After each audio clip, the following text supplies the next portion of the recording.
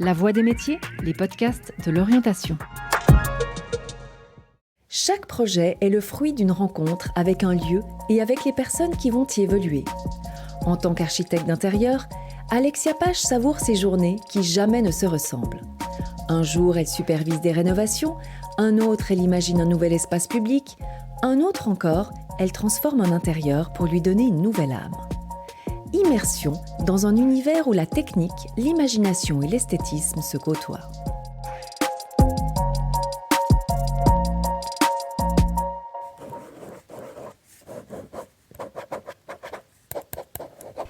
Alors là, je dessine un meuble sur mesure qu'on nous a demandé de rajouter dans le projet. C'est une banquette de vestiaire. Je m'appelle Alexia Pache, j'ai 29 ans et je travaille dans un studio d'architecture d'intérieur et de design et je suis architecte d'intérieur. Ça fait environ 6 ans que je travaille dans le métier. Donc, j'ai fait quelques stages au début et ensuite j'ai été engagée en tant qu'architecte d'intérieur. J'ai surtout travaillé à Lausanne. J'ai aussi fait des stages à Zurich, un stage au Maroc dans une petite entreprise où on a beaucoup travaillé avec l'artisanat. J'ai toujours aimé les métiers créatifs. J'ai toujours commencé à dessiner depuis que je suis toute petite. J'adore l'art, j'adore le dessin. J'ai fait mes études avec option artistique. Il y avait toujours ce côté créatif que j'aimais beaucoup. Après, je suis plutôt partie dans le design d'objets et en même temps, j'aimais beaucoup l'architecture. Donc, c'est deux échelles un peu différentes. Et dans l'architecture d'intérieur, elles se rejoignent, je trouve. Et ce que j'aime beaucoup aussi dans l'architecture d'intérieur, c'est la création des espaces. C'est plutôt à l'échelle humaine. C'est comment est-ce qu'on se comporte dans un intérieur. C'est aussi les atmosphères que j'aime beaucoup, sur lesquelles j'aime beaucoup travailler. Donc on peut vraiment créer des espaces différents en changeant la luminosité, les couleurs, tous les matériaux qui donnent une atmosphère en fait dans l'espace dans lequel on vit.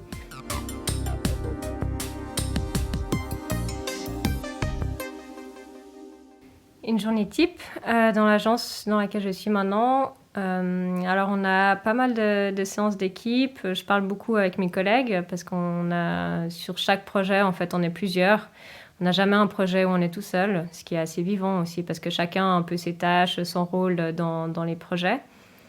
Sinon j'échange pas mal de mails avec les clients parce que j'ai les relations aussi avec les clients pour les projets dans lesquels je travaille.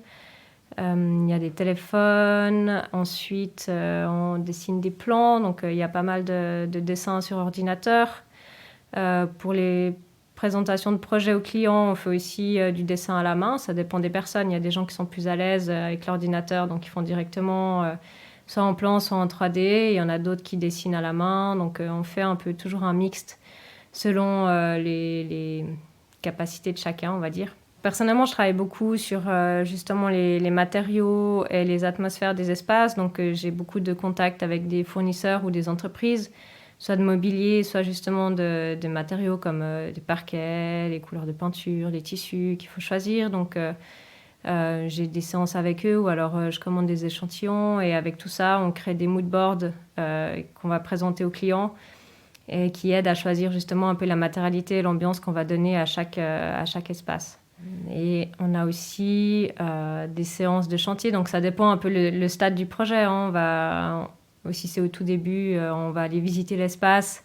Si c'est un espace qu'on rénove, si c'est une nouvelle construction, on aura juste des plans. Mais au fil du projet, quand on arrive à l'exécution, justement, on a aussi des séances de chantier à peu près une fois par semaine avec les ouvriers, les différentes entreprises sur place. Qu'on doit gérer. Donc, on s'occupe de l'ordre du jour, de faire un PV, du planning, du budget. Et on doit gérer tout ça pour réussir à respecter justement les coûts et le délai du client.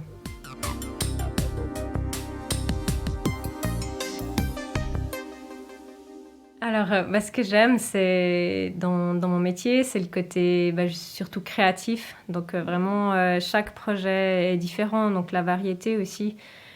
Ce que j'aime, c'est vraiment développer des concepts, vraiment la création de départ, donc les dessins, imaginer des espaces, J'aime beaucoup aussi parler avec les clients, développer le projet avec eux, vraiment en symbiose, plutôt que de faire le projet à côté et puis sans eux. Et au final, le projet ne répondra pas forcément à leurs besoins. Mais ouais, ce qui me fait vibrer, c'est vraiment le concept, la création, la variété dans les projets. Et voilà, pouvoir aussi un peu toucher à tout, parce que c'est vrai qu'il y a des projets où on devra faire des rénovations, toucher des choses un peu plus techniques, on voit beaucoup de choses. Puis après, d'autres projets, c'est une nouvelle construction. Puis là, on a un peu feuille blanche et puis on peut faire ce qu'on veut. Mais chaque projet a ses contraintes, chaque projet a un peu aussi son budget dans lequel on doit aussi s'adapter. Donc voilà, beaucoup de variété.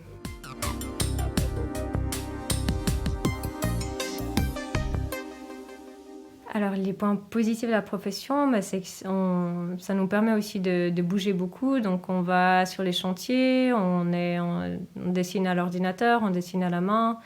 On a beaucoup de tâches vraiment différentes tout au long de la journée. Donc, on n'est jamais... c'est vrai qu'on ne s'ennuie pas, en fait. On a toujours quelque chose de différent à faire. Des fois, c'est un peu difficile aussi parce qu'on a plein de choses qui arrivent en même temps et puis ça nous coupe on est en train de dessiner un plan, voilà, on reçoit quelque chose qu'il faut faire. Ça nous coupe un peu dans notre élan, mais en même temps, ça fait que le travail, il est pas monotone. Les inconvénients, alors je dirais que c'est difficile de trouver du travail, de trouver justement des clients avec qui développer des projets. Surtout, je pense, quand on est indépendant. Ensuite, le salaire, c'est vrai que c'est un peu moins bien payé qu'un architecte en général. Et il y a toujours un peu ce côté où les architectes d'intérieur, voilà, c'est un peu... c'est pas assez reconnu dans le fait que souvent les gens ils pensent qu'on fait juste de la décoration. Et on choisit juste des rideaux et une couleur de peinture. Et en fait, c'est pas du tout ça parce qu'on touche vraiment aux espaces. C'est vraiment comme un architecte, sauf que on fait tout l'intérieur, mais pas la façade. Donc au final, on fait quand même beaucoup de choses techniques. On touche à l'électricité, aux conduits sanitaires, au chauffage, enfin, la ventilation. Il y a plein de choses comme ça aussi qu'un décorateur ne va pas faire. On peut casser des murs, on va travailler avec les entreprises vraiment sur les chantiers. Donc c'est vraiment assez complet. Et puis souvent, c'est un peu dénigré parce que les gens ne savent pas en fait qu'on fait tout ça. Et ils pensent qu'ils pourraient prendre un architecte pour faire ça, alors qu'en fait, les architectes d'intérieur, c'est vrai je pense qu'on a quand même une meilleure vision de l'intérieur et des espaces intérieurs qu'un architecte qui a l'habitude de travailler à une échelle un peu différente. Donc, qui fait des plus gros projets, qui s'occupe plutôt des volumes et qui, des fois, oublie un peu cette échelle humaine qu'on a dans les intérieurs. Donc ce meuble, on doit l'intégrer dans l'espace qui est avant cette salle, donc là où les gens pourront se changer. Les compétences fondamentales qu'il faut avoir, je pense qu'il faut avoir une bonne vision de l'espace. Il faut avoir de la facilité à se retrouver sur des plans aussi. Bon, ça s'apprend, hein, comme beaucoup de choses. Il faut être créatif et surtout avoir envie d'apprendre, être curieux pour développer justement ses compétences.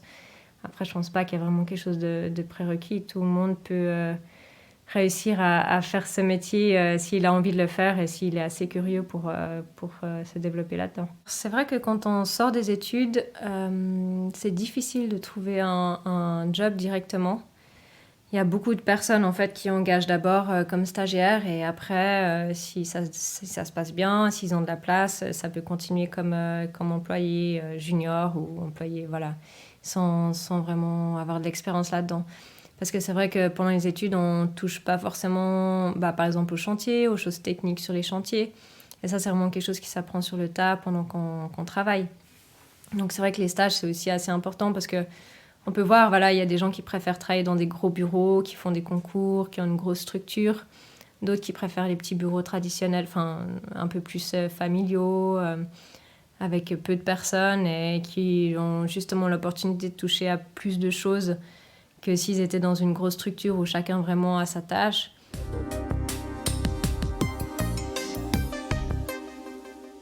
L'évolution, je pense qu'elle va surtout être dans les logiciels qu'on utilise pour développer des projets. avec la 3D, aussi pour présenter un projet au client. C'est vrai qu'avant, c'était des plans ou des croquis. Puis maintenant, on peut leur donner des lunettes 3D et ils regardent le projet comme s'ils étaient dedans, en train de marcher dans le bâtiment. Et sinon, c'est possible aussi qu'il y ait des logiciels qui se développent pour permettre aux gens ou aux particuliers de faire des projets directement chez eux. L'architecte d'intérieur, il sera surtout important dans le sens où c'est son métier d'avoir une bonne vision de l'espace, de bien comprendre les espaces, comment ils fonctionnent entre eux, qu'est-ce qu'on peut casser comme mur, qu'est-ce qu'on peut pas. Il y a aussi tout ce côté technique, comme j'ai dit avant, là, par rapport à, par exemple, l'électricité, les canalisations.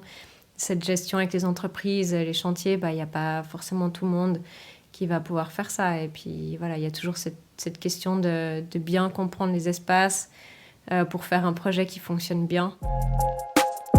Si vous souhaitez faire découvrir cet entretien, n'hésitez pas à le partager. Merci d'avoir écouté La Voix des métiers, un podcast produit par l'Office d'orientation scolaire et professionnelle de l'État de Vaud. Vous pouvez retrouver tous les épisodes sur le site zoom-vd.ch et sur les différentes plateformes de streaming.